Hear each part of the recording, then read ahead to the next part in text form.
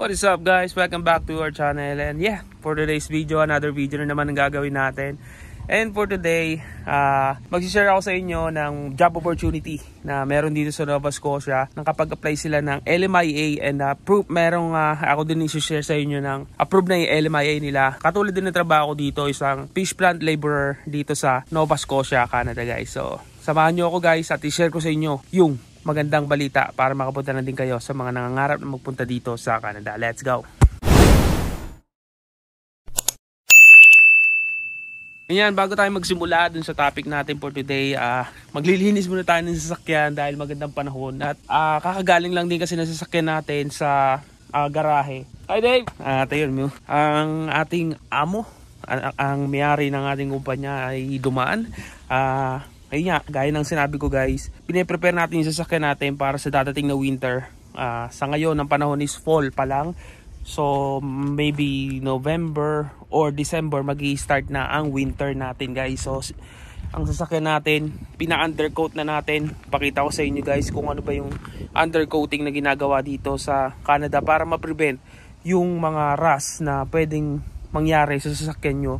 Actually, itong sasakyan natin is 2010 model Dodge Caliber. Sa mga nakapanood ng video natin na yon, yan yung model ng sasakyan natin. At 2010 model, medyo matagal na nga siya na model, kaya kailangan nating alagaan guys. So, tara, tignan nyo yung ginawa ng mekaniko dito sa ating sasakyan. Let's go. So, yan guys, kung makikita nyo, medyo madilim yan. Nakita nyo guys, yung mga winisikan siya ng langis o ng undercoating para ma-prevent yung pagkakalawang ng ating sasakyan guys. So tingnan natin lahat to guys, buong ilalim nito tsaka dito sa may hood ng ating sasakyan, nilagyan din niya ng undercoating. Nililinis ko siya ngayon kasi may mga particles ng mga ng mga undercoating na tumalsik sa mismong paint niya, kaya inaalis ko guys. Kaya makita nyo guys, ayan talagang punong-puno siya ng undercoat ngayon para maiwasan nga yung pagkakalawang ng ating sasakyan guys. Actually, itong sasakyan natin na to medyo meron na siyang kalawang, kaya piniprevent ko lang na para mas matagal pa natin magamit yung sasakyan natin guys, no? Tingnan nyo to. Meron na din siyang kalawang dito sa may ilalim na to guys, pero hopefully hindi siya lumaki. And naghahanap ako ng pwedeng gumawa niyan dito na skilled para makuha din yung kulay, kasi gusto ko yung kulay nito ni Kali para siyang sunset orange kung tawagin. Tapos dun sa mechanic, pinatingin ko na din yung gulong kasi palagi tayong napa-flat. Bihira lang naman natin gamitin yung sasakyan, palagi napa-flat yung dalawang tires. So pina-check ko na din. Alam nyo ba guys kung magkano yung ginastos natin dito guys sa pagpapacheck lang at pagpapa-undercoat ng ating sasakyan sa pagpapagawa ng dalawang tires? Umabot tayo ng $190 para lang doon guys. So talaga, kapag may sasakyan ka, masasabi ko talaga na dapat may nilalaan ka na pera para sa maintenance sa sasakyan guys. So kagaya niyan, yearly kailangan may undercoat yung sasakyan para ma-prevent at mas matagal mo pang magamit yung sasakyan guys. So tapusin ko lang yung paglilinis sa sasakyan na to. Tapos pagtapos ito guys, diretso tayo agad sa i-share ko sa inyo tungkol sa bagong opportunity na pwede nyong pag-applyan papunta dito sa Canada sa fish plant labor. Let's go.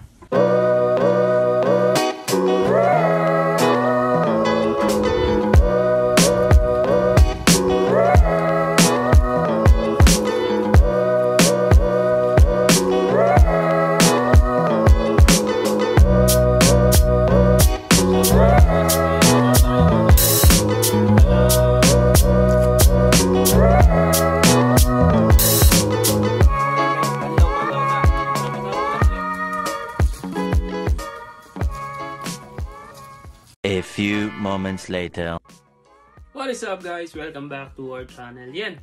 For today's video, kaya nga nang sinabi ko sa inyo bago magsimula tong video natin ngayon, is mag-share tayo ngayon ng panibagong job opportunities para sa mga kababayan natin na gusto magtrabaho papunta dito sa Canada. Kagaya ng trabaho namin guys. Kung gusto nyo gawing pathway, itong job opportunity na guys is maganda kasi ngayon is season na naman ng mga lobster. So padating ang season namin dito sa Nova Scotia, kaya maraming mga fish plant factory na nag-hire at kailangan ng mga fish plant laborer guys. guys. Napakadaling proseso lang yan. Kung gusto nyo malaman kung gaano katagal yung process na ginawa ko, meron tayong video na ginawa dyan. Check nyo na sa YouTube channel natin, JV Vlogs. I-check nyo yung mga videos na ginagawa natin guys patungkol dito sa Canada guys. And yeah, for today's video, samahan ko kayo na alamin kung ano ba yung job opportunity na sinasabi ko ngayon. Tara, let's go! Proceed tayo sa job bank guys. So ang gagawin nyo lang is type nyo sa search engine nyo na jobbank.gc. So proceed tayo guys. Screen record ko lang to guys. Tapos pakita ko sa inyo yung record natin guys. So ito yun. So dito tatype lang tayo ng jobbank. Jobbank.gc .ca. So enter nyo lang guys and makikita nyo to sa mismong front page nila. Ang maganda dito guys na i-select nyo is yung LMIA guys. So ito yung LMIA which is Labor Market Impact Assessment, which is pro-provide to ng mga employer para makapag-hire ng mga foreign worker papunta dito sa Canada guys. So ganito yung magiging pathway nyo is Temporary Foreign Worker Pathway guys. So dire-diretso tayo guys. Sa Nova Scotia tayo guys at ngayong season na to is nag-hire nga sila mga fish plant laborers.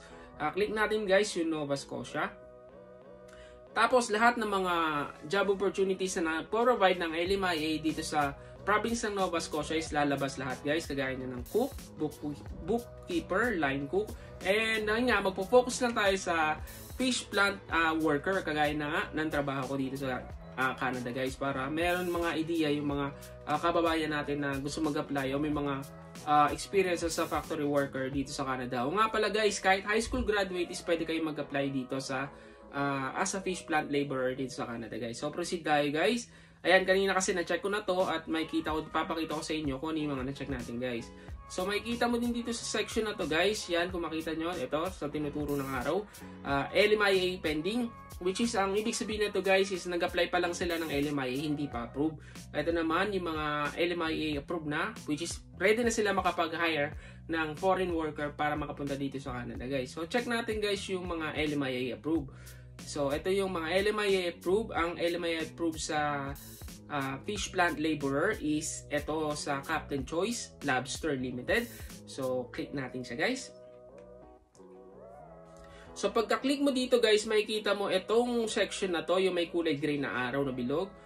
This employer has an approved LMIA impact assessment. Ayun yung sinasabi ko sa inyo guys, which is ready na sila para makapag-hire ng foreign worker pupunta dito sa Canada guys. Kung makita nyo guys yung vacancy, kung ilan yung kailangan nilang fish plant worker, is nasa 12 vacancy ang kailangan nila guys. Yan, makita nyo 12. And then ang bayad nila per hour is 20 per hour, which is napakaganda kasi nung bago ako dito guys sa Canada as a fish plant labor, ang minimum pay ko lang is nasa 16. So ito mas mataas pa sahod niya actually.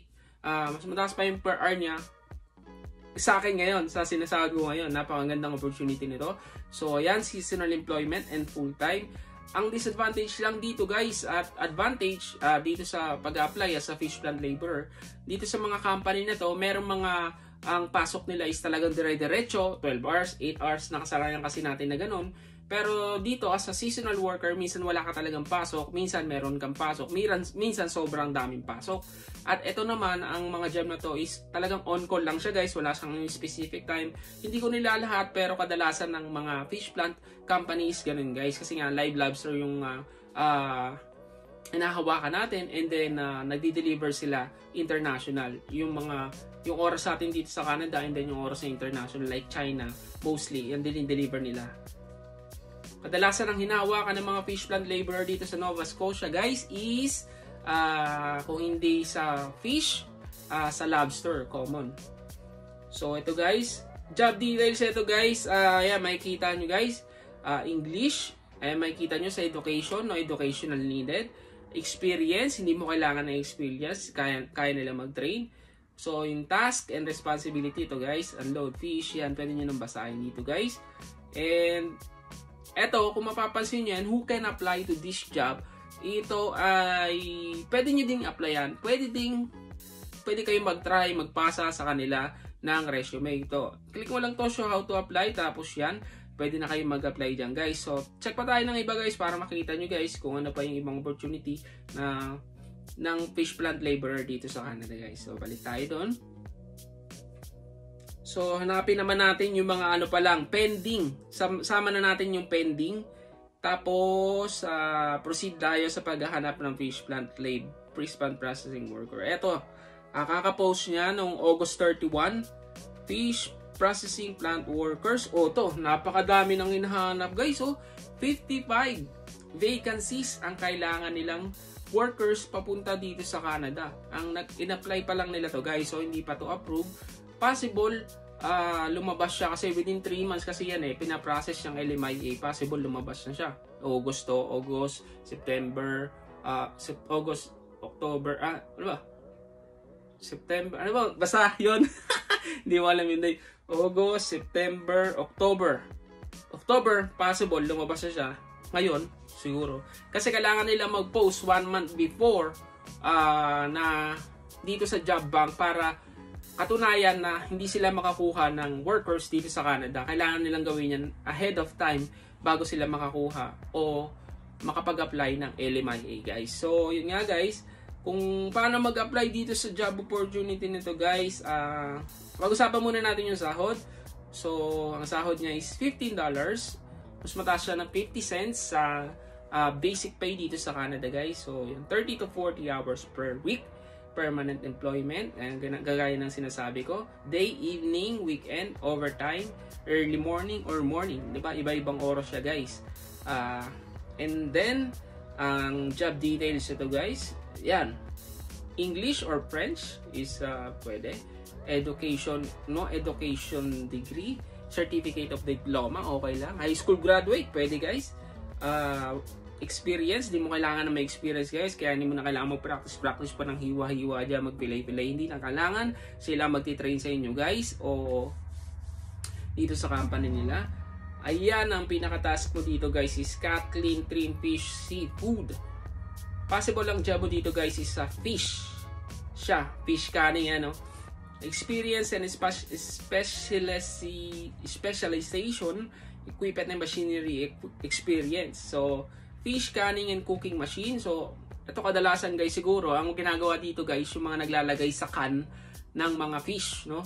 Yung mga ganun lang siguro ang ginagawa sa kanila guys. Kasi wala akong idea sa company nito guys, kakakita ko lang nga, gaya ng sinabi ko. And, ayan.